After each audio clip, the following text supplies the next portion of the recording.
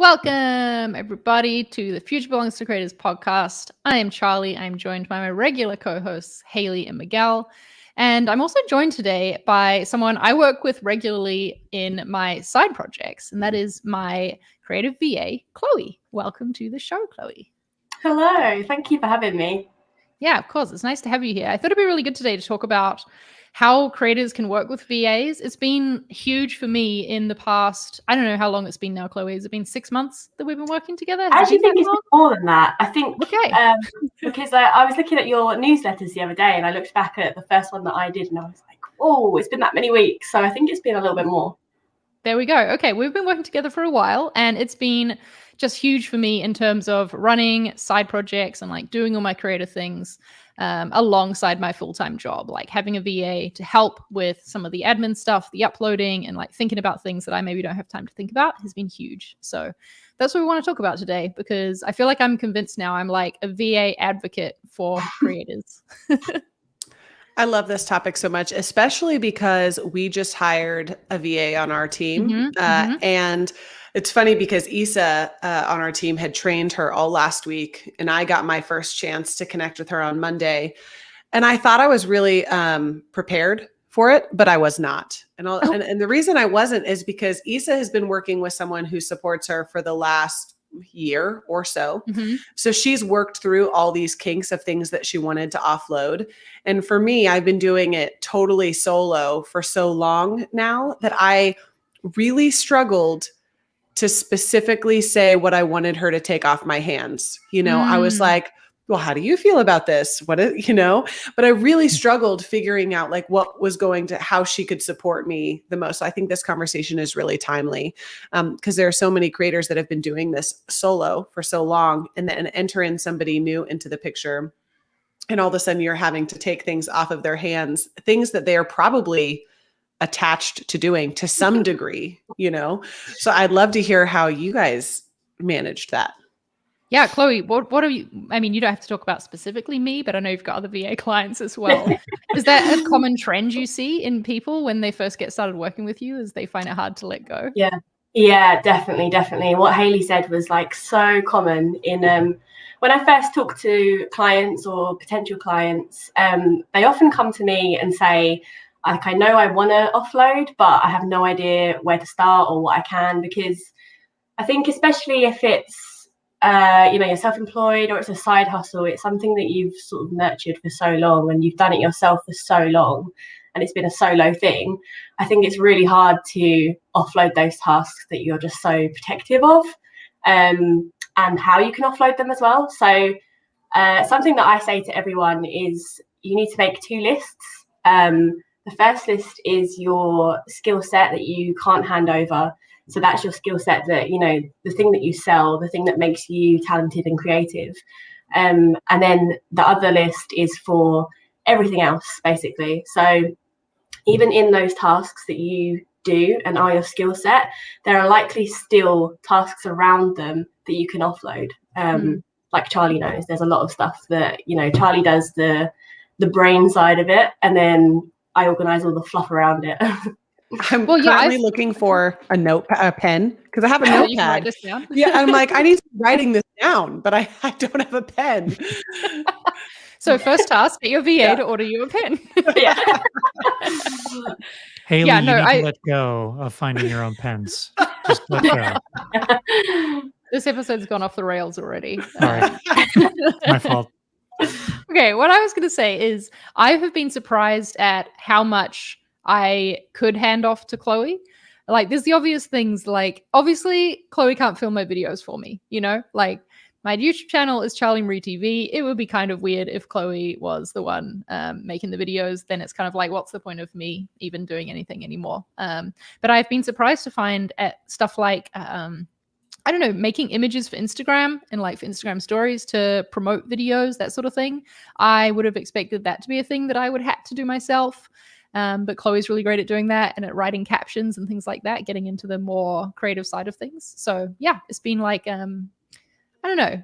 I think it's one of those things where you start small and you hand off just a little bit. So for Chloe, it was like you upload the video, you know, and like maybe it's like, also, could you write the description? And then it just becomes more and more from there, which has been really cool. I'm curious, Chloe, you have such a specific, like you are specifically a creative VA. So why do you choose to support creatives? Like, what about creatives? Like, what about your skill set do you feel like really meshes well with a creative? And why do you think that creatives specifically need a VA? Yeah, that's a good question. So I started out doing just basic admin for people before I became a VA. So I was a PA for like 10 years for different people.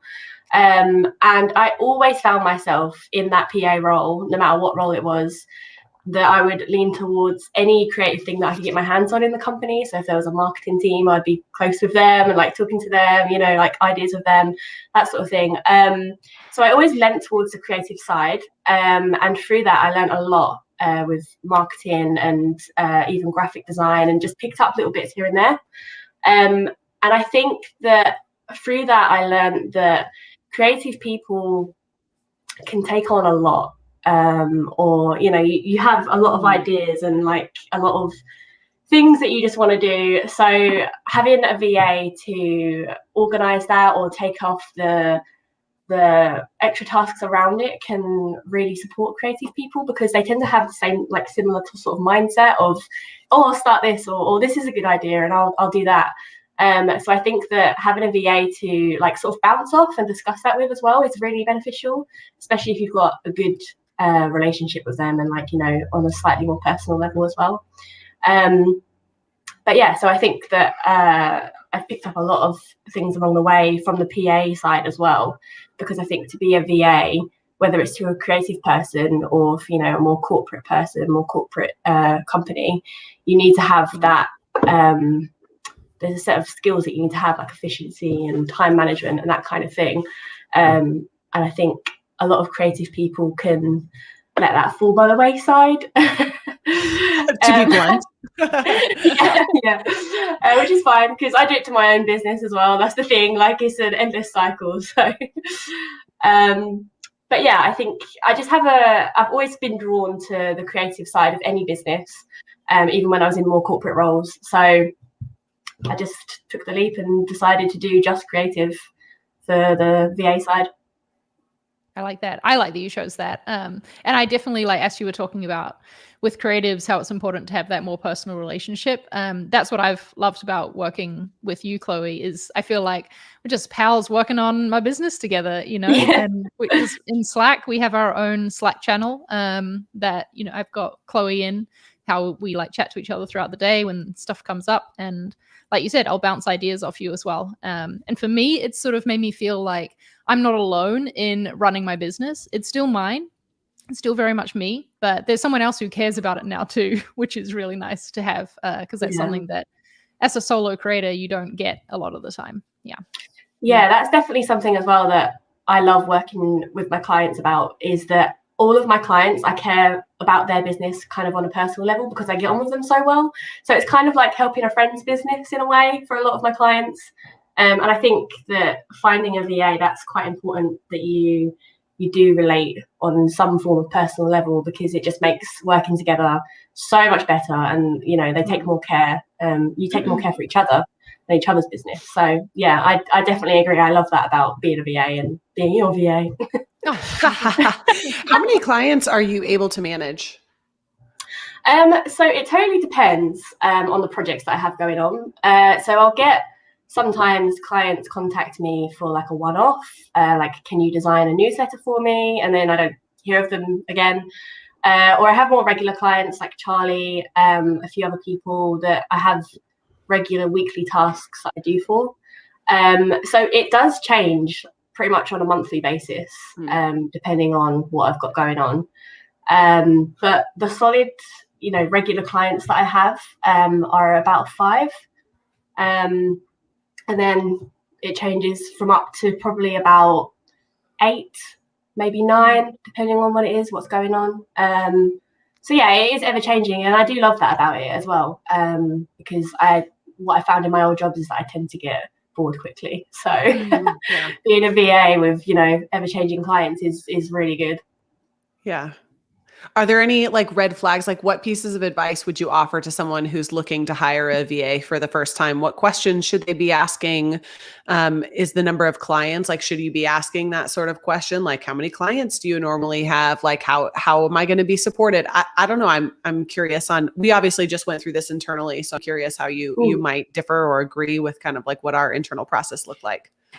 Yeah. I think asking how many clients you have can be, you know, it's different for everyone. So someone could have 10 clients, but they do really small tasks for them every week, or every month. So, you know, that's not always relevant to the VA. But I think just asking, do you have time capacity for this? And being upfront about how much time you'll need, because I've had experience and I've learned from clients who've said, oh, you know, I'm just looking for Pinterest posts to be scheduled once a week, an hour a week.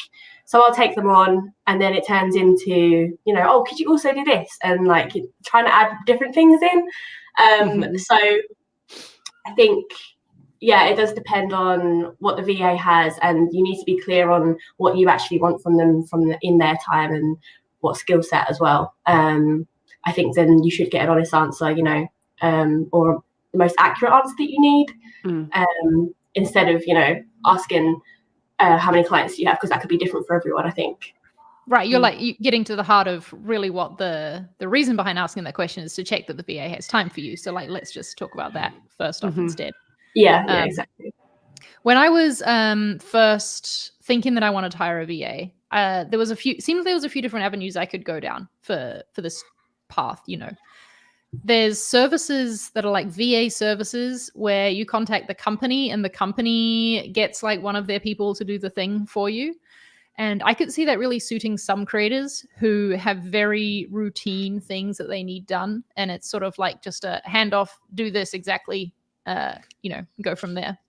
But I knew that wasn't going to suit me, because I wanted someone who basically like could think for themselves and like bring that into the process too. And I wanted to make sure I had a one-on-one connection with them rather than going through a company for it. But I'm curious for your thoughts on that, Chloe, about or if there's other ways of working with VA that perhaps I don't know about, and what you'd recommend. Yeah, I think that is the big difference in what a PA and a VA is. So obviously PA is someone who's contracted to work solely for that person or two people. So they're basically at their beck and call to be there, you know, 24/7.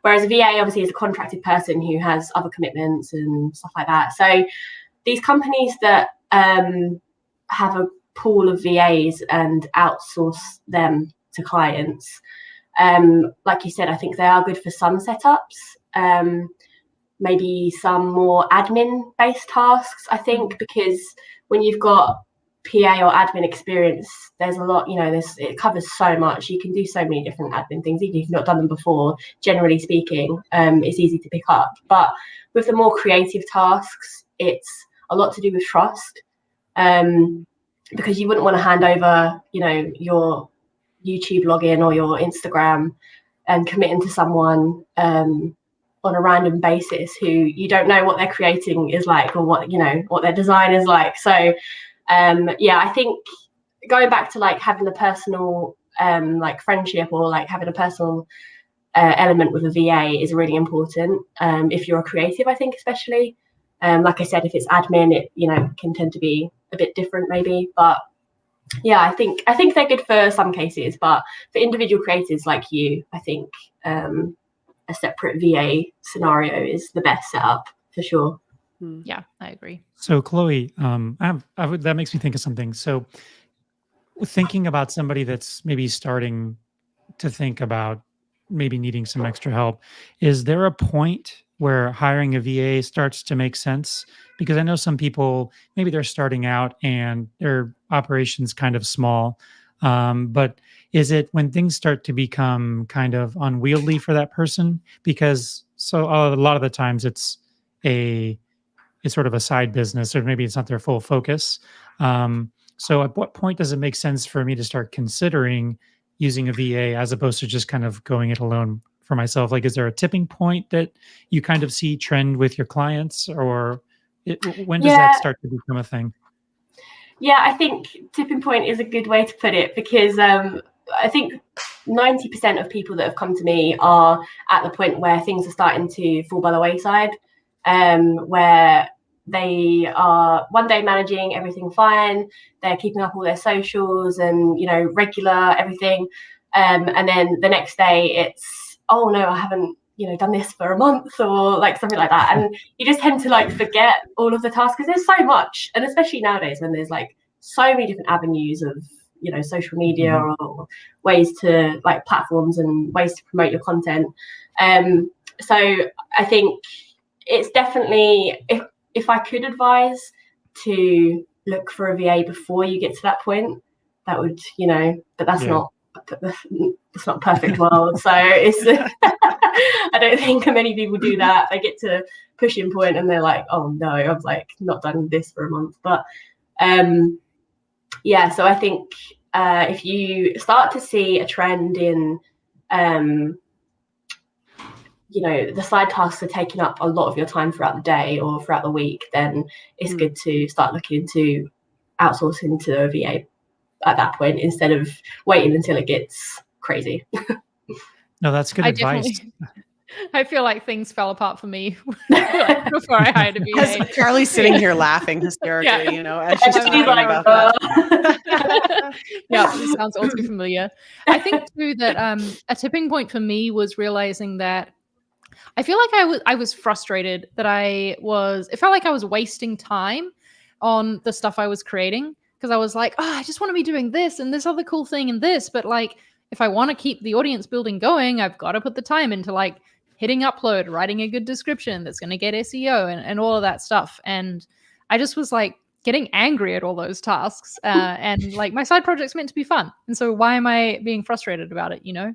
And so, yeah, bringing on help was my way of keeping it fun and like keeping it possible on the side of my full-time job. Yeah. That's another thing as well. I think people, like, so say someone doesn't have a YouTube channel and they are thinking about starting it.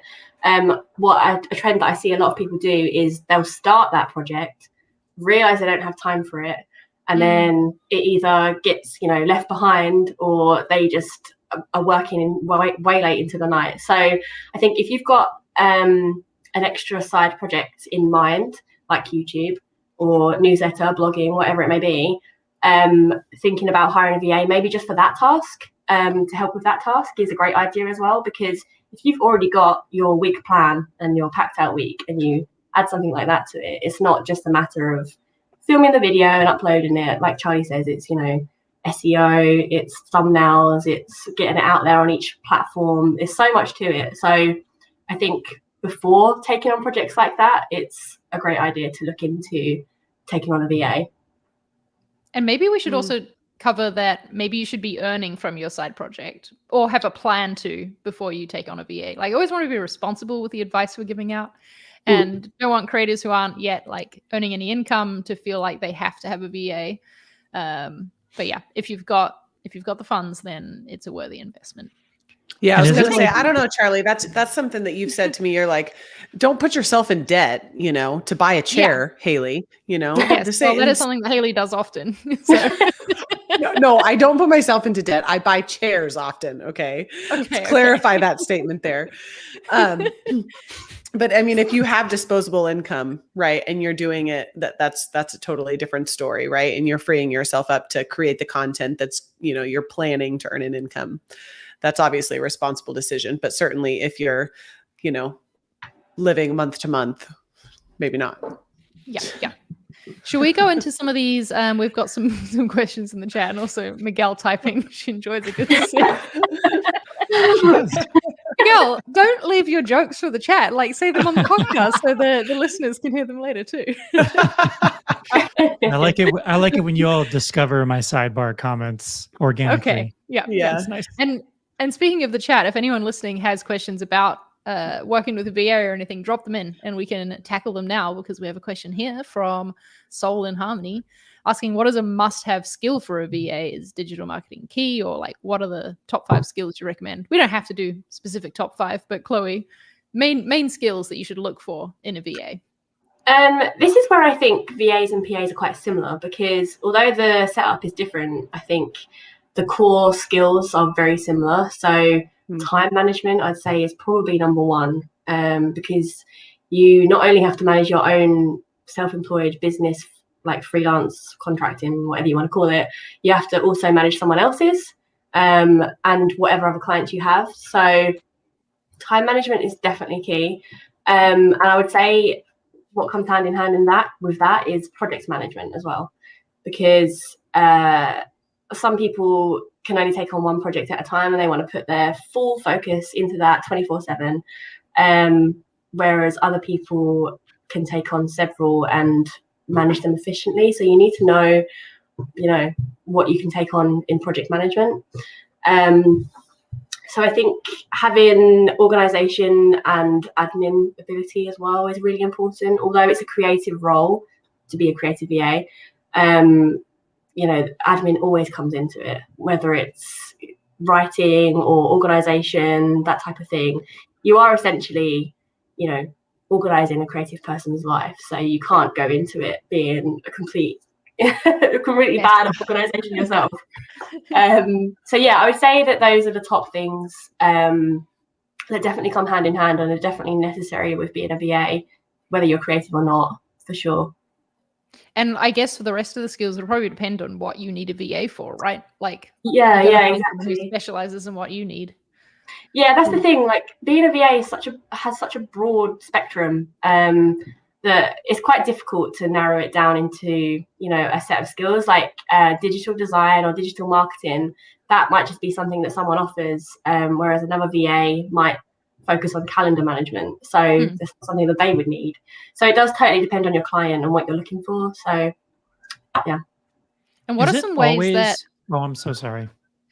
I just want to ask, what are some ways that a creator can look out for these skills? The core ones you talked about, time management, project management. How can they know if the person they're considering hiring for as a VA has them?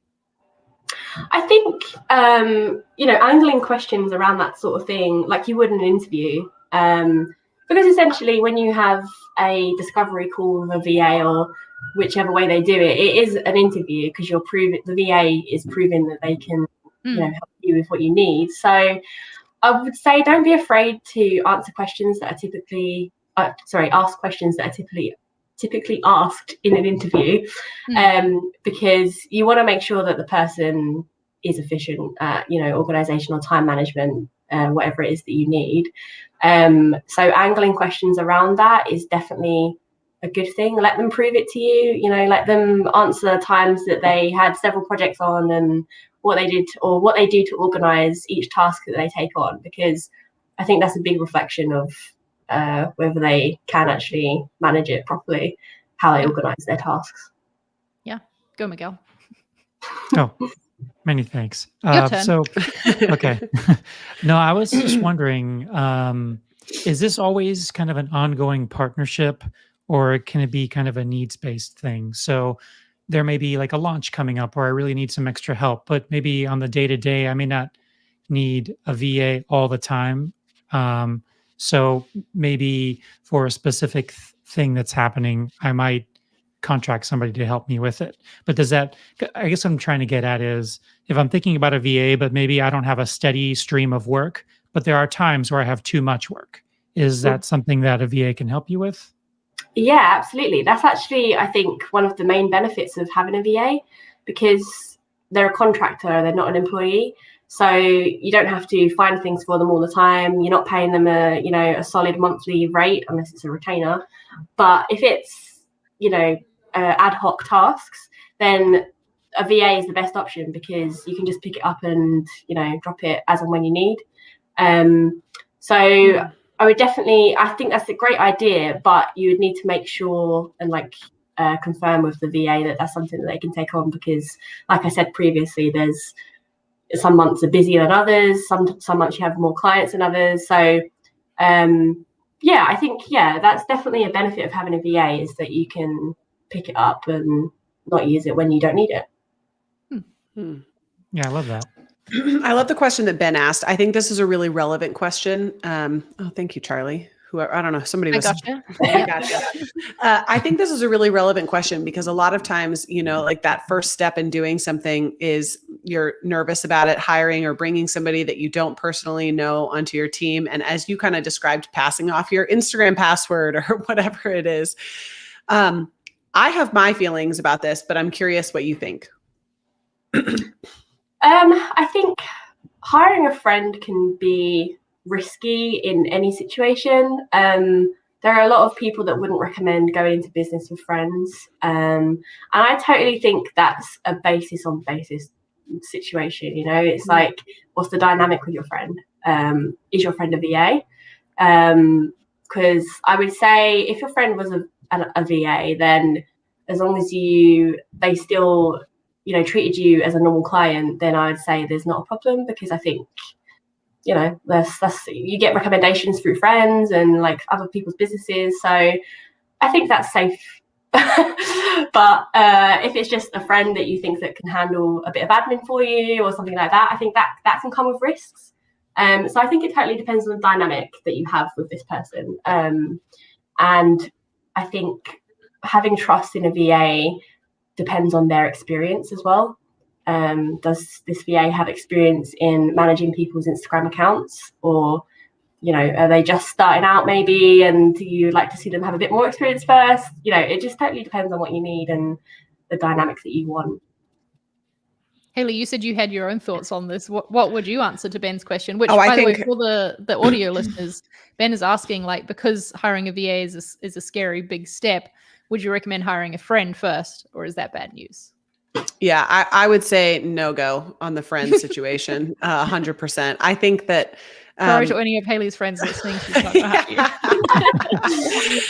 Especially when it comes to remote work, I think that I think it's really challenging when you have such a really close relationship, and you have a close enough relationship to where their personal problems can become your personal problems.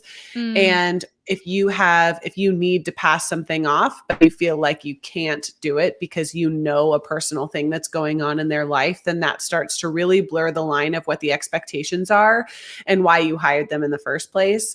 So especially if they're on retainer, right? Like you pass off certain things, you expect them to get done, but it'd be easy for a VA who is a friend to provide, and I hate to call it an excuse, but to say, oh, I had to run my kid to this, or something happened and came up. And as a friend, you want to say, oh, I totally understand.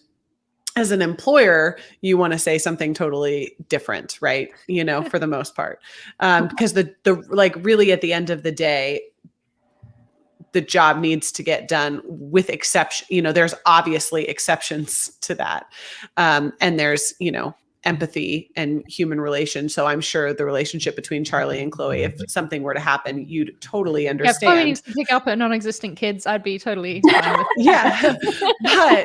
But it is, the lines could get blurry really easily. So I don't think it's personally a great idea. I also think that you tend to hire people that are friends who have less experience. And Chloe, you kind of alluded to that a little bit, but you would hire somebody who is a friend who has less experience than somebody who's a more seasoned employee, a seasoned VA. And then you end up, that ends up not being great for either of you, I think, or setting either of you up for success. Well, yeah, like we talked about right at the start about like what sort of tasks should you outsource. I think that a professional VA, like someone who does this as their job, like Chloe, will be able to tell you what you should not be doing. They'll be able to advise you on how you can best make use of them and like how you should work together. Whereas if you're working with a friend, then you're going to have to be the one determining that, really, if they're not a VA, which it sounds like in Ben's situation that they're not right now. And yeah, that's just not setting you up for success in your first like VA experience either. Yeah.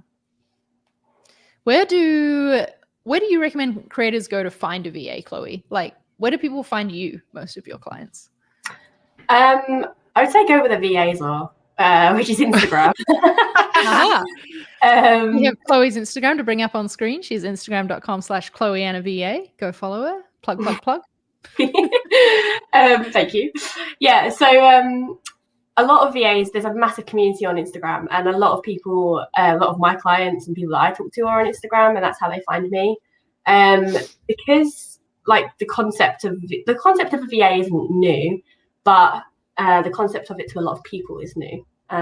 Especially with the pandemic and working from home, I think a lot of people have had to make their admin staff redundant, and the concept of a VA is becoming more and more popular.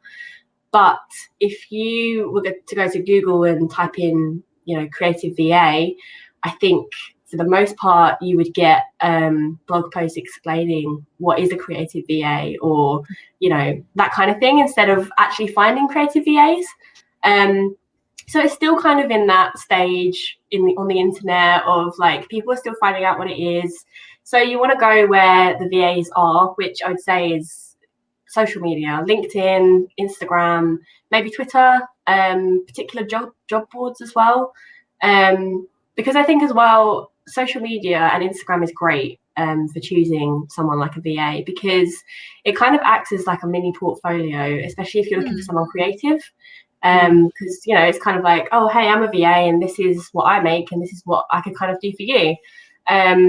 So yeah, I would definitely say Instagram has a great community of VAs, and they're easily findable as well. So I love that. You also have a great website. We've talked about this actually when we were searching for our VA on the brand team. We used your site as we'd love to find someone like this. Well, then but do you post? So you don't post on like specific VA boards? Like you kind of leverage your site and leverage social media to find your people, or push people from social media to your site if they want to learn or see more, versus going to like a site where they have lists of VAs and you plug in the things that you're looking for, the inputs that you're looking for, and they pop people out. Yeah, so for the most part, it is just connecting with people on social media. So if I see someone and I'm looking to take on a client, then I will reach out to them just in a friendly way, because I think social media is great for that. You can just connect with people so easily. But with Charlie, for example, it was a little bit different. Charlie tweeted that she was looking for a VA. And then my friend actually sent me Charlie's tweet, knowing that I had started this VA business. So I emailed Charlie, and that's how I found Charlie. So she didn't find me, and it wasn't social media. Well, technically it was. But it was the other way around. Yeah. Yeah. And it was email. So yeah, that was slightly different. And I'd say if any VAs are watching this, to not be afraid to reach out to people as well. Because even if it's just, to make friends or be part of a community, join Facebook groups, whatever, getting yourself out there just to meet people is a great way to find clients, because the more people you meet, the more people you know, and then you get passed on, and so yeah, social media is great for it. But yeah, that's where I find most people. And if you want to see the email that Chloe sent me, I put it in I did a blog post about how I outsource and work with VAs and video editors, charliemarie.com/blog/outsourcing. Sorry, that's really annoying to read out loud. But yeah, you can actually see a screenshot of the cold email Chloe sent that landed her this job. It was the best cold email that I've ever seen in my life, because I normally ignore those, and Chloe's was really good. What was the subject line? Oh, I don't know. Let me see if I can scroll on my post and remember what that was. Oh, I don't know. I don't remember what the subject line was. Oh, I can probably find it. Right, I want to be your VA. I really want to know what the subject line, like what caught your attention, I think it was quite basic. Yeah, what did catch your attention about that? Well, I do open all my emails, and so I don't know. Okay. I guess it was the content of the email more that grabbed me, I guess. Yeah. Yeah. We did get a question from Diana. What is one thing you wish? There we go. What's one thing you wish? Those that I took my glasses off. I don't know if you saw me do that midway, but I took my glasses off. What's one thing you wish those that hire you wouldn't do when you are working with them? That is a good question. Put Charlie on blast right here. Yeah, I'm gonna hire out to dry. Please, oh man, this is awkward. Oh boy. Honestly, you can go for it. I think I sort of touched on a little bit of it earlier, where I said the difference between a PA and a VA. I think when you think that you need a VA, you should differentiate whether it's actually a PA that you need, because I've lived and learned, taken on a client who, they had a lot on their list, and I thought, yeah, great, I could take that on. And when we started working together, it was definitely more of a PA dynamic that they needed, because it would be last minute things constantly. So I would say if you're looking to take on a VA, definitely make sure that it's not a PA that you need, because it is a different dynamic. Although they're very similar in roles, it's definitely a different dynamic. Yeah, whenever there's something that I want Chloe's help on that's different from what we do normally, I'm always like, hey, would you have time to work on this? So it's always like giving her the option to say no.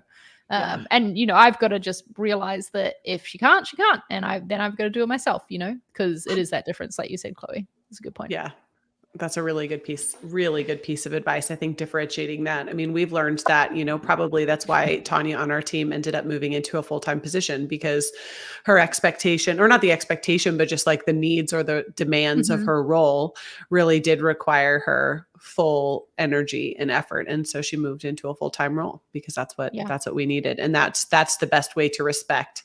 And I think that's probably what I'm really hearing you say, is that you have to have mutual respect for you and your team member, your VA. And if you start getting to the point where you're asking them to do certain tasks that are above and beyond what the expectations were set in the very beginning, then it's an abuse, in a way, not an abuse of power, because they're contractors, so you don't have power over them, but it's an abuse of the relationship, and ultimately it'll set you up for failure, in the long term. Yeah. So we've got another question here from Soul and Harmony again, asking how long can the tenure for like a first-time engagement with a specific VA be when you're collaborating for the first time? Because I guess it's scary to think about being locked in to working with someone and like being afraid if it's going to work out, or if you're going to be able to afford it, or that sort of thing. What do you normally see, Chloe? Yeah, I think that is dependent on each VA and what's in their terms and how they work. But I would definitely say there's nothing wrong with asking for a trial period, where perhaps you just pay an hourly rate, and hand over a few tasks just to see how they handle it and just see how you work together. You don't have to lock into a contract straight away.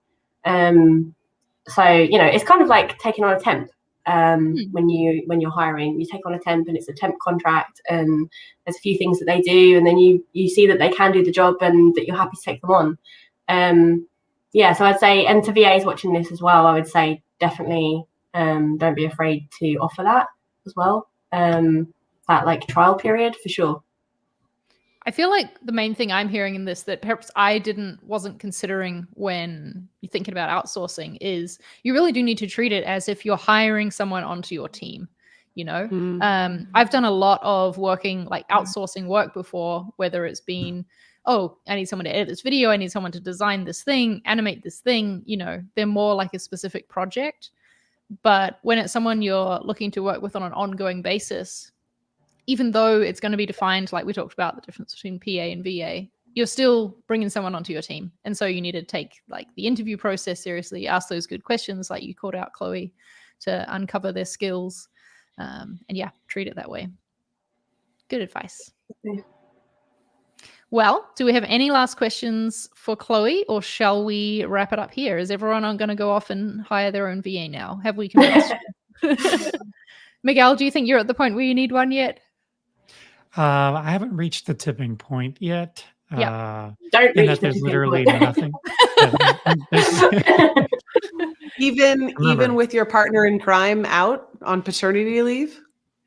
Oh, you mean in my like normal job? I thought you meant in like my creative endeavors. No, yeah. Steven cannot come back soon enough. He's like my other half at ConvertKit, so he's been on paternity leave, and that's very exciting. But equally exciting, or slightly less exciting, is when he comes back, and it's a little less crazy. But it actually hasn't been too bad. I'm really happy for him. He works really hard. Yeah. Well, I know what I'm doing after this call. I'm writing a list, 2 lists actually. One, things that I can't pass on, and things that I want to let go of, and that I can. Very excited. That was actually a great little piece of advice. And I'm going to do that when we get off this Yeah. call. Awesome. Well, thank you, Chloe, for coming on and sharing all this wisdom with us. I'm trying to find here we go. Here's your Instagram on screen again. Everyone go check out Chloe Anna VA on Instagram if you want more of her VA advice or to connect over there. Yeah. Thanks everyone for being here. Fun. Thanks for your questions, people in the chat, and we will see you in the next episode. Bye-bye. Bye. Bye.